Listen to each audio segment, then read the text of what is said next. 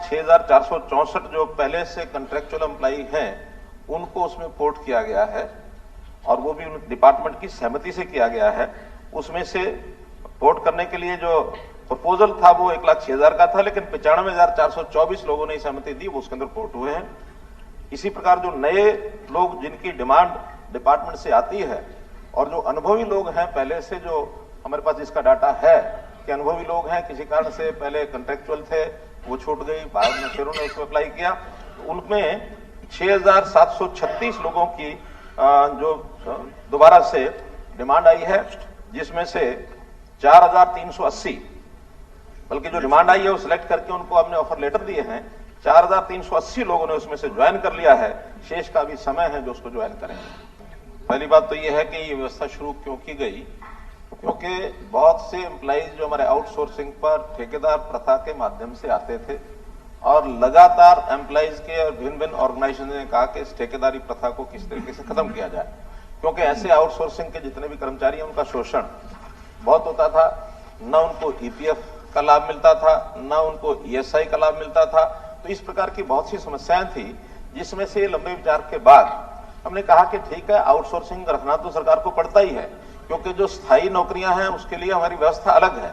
वो staff selection commission है, वो एचपीएससी है, या कहीं कहीं जो अलग से व्यवस्थाएं जो बनी हुई हैं वो सब परमानेंटली अलग से हैं। लेकिन जहां आउटसोर्सिंग किसी डिपार्टमेंट की इमीडिएट डिपार्टमेंट की डिमांड है, उसको ठेकेदारों के माध्यम से लिया जाता था, उसके लिए ये बनाया गया है एचकेआरएन। और इसमें भी ये ठीक है कि ये बिल्कुल अस्थायी नौकरी है, 1 साल के लिए होती है। 1 साल के बाद उसको जैसे बाकी भी पहले भी उसकी एक्सटेंशन मिलती है तो उसी हिसाब से ही होगा। ये कोई परमानेंट नौकरी नहीं है। परमानेंट नौकरी का तो अलग से हमने, जैसे ग्रुप सी का भी सीईटी हुआ है, अब उसमें से नौकरियां लगभग 30-35 हजार की रिक्वेशन आ गई है। उसी के बाद ग्रुप डी की है, उसके भी सीईटी होना है, वो सब प्रक्रिया अलग है। ये तो तुरंत इमीडिएट आवश्यकता को पूरा करने के लिए एचकेआरएन के माध्यम से करते हैं। अब इसमें किस आधार पर करते हैं, आधार जो पूछा है, इसमें हमारा बिल्कुल ट्रांसपेरेंट आधार है और इस आधार के हिसाब से मैं कह सकता हूं कि पोर्टल बनाया गया है, ट्रांसपेरेंट है। उसमें पहली प्राथमिकता जो पहले से एक्सपीरियंस लोग हैं उनको लिया जाता है। अगर एक्सपीरियंस लोग उपलब्ध ना हो तो फिर उस पोस्ट के लिए उसी पोर्टल में एक एडवर्टाइजमेंट दे करके कि ये हमारे पास इतनी सीटें हैं, अगर कोई और अप्लाई करना चाहता है अप्लाई करे। उसकी सैलरी भी निश्चित है, लेवल 1, लेवल 2, लेवल 3, लेवल 4 जो एक आउटसोर्सिंग की होती है वो की गई है। और इसमें भी बिल्कुल एक रैंकिंग के हिसाब से जो मेरिट लिस्ट उसकी बनी हुई है, उसमें सबको पता होता है मेरिट लिस्ट क्या है। इसके अंदर बिल्कुल मार्क्स दिए जाते हैं कि उस परिवार की वार्षिक आय ये कितनी है। कम आय है उसको प्राथमिकता दी जाती है, क्योंकि ये वेलफेयर स्कीम के माध्यम से हम चाहते हैं जिसके घर में मानो नौकरी नहीं है, गरीब है, उसको कम से कम आउटसोर्सिंग का अवसर मिल जाए।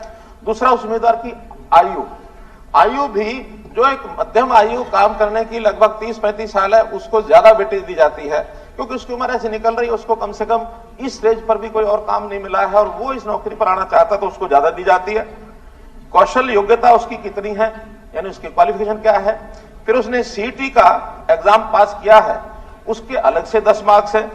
फिर उसकी सामाजिक आर्थिक मापदंड, जैसे हम 5 नंबर देते हैं कि जिसके घर में एक भी नौकरी नहीं है, या और जो हमने 5 नंबर अलग से रखे वो उसको देते हैं। ईज ऑफ डिप्लॉयमेंट, यानी जो लोकलाइज्ड व्यक्ति होगा उसको मार्क्स अलग दिए जाएंगे। अभी तो जिले में हम सेम जिले में नौकरी मिलेगी, उसको 10 नंबर अलग मिलेंगे। अगर वो जिले से बाहर नौकरी लेना चाहता तो उसको 10 नंबर नहीं मिलेंगे। जहां तक ट्रांसपेरेंसी का विषय है, बिल्कुल मार्किंग तय होती है, उनको उनके मार्क्स बता दिए जाते हैं कि इस मार्क्स तक जो है रैंकिंग तक इनको नौकरी दी गई है। इनमें से कोई ज्वाइन नहीं करने आएगा तो दोबारा से जो उसके नीचे वाले लोग होते हैं उनको उनकी ऑफर ली जाती है। जो ऑफर एक्सेप्ट करता है वो उसमें आता है, जो एक्सेप्ट नहीं करता तो 15 दिन में उसका नाम, उसकी ऑफर भी समाप्त कर दी जाती है, नए व्यक्ति को भेजा जाता है।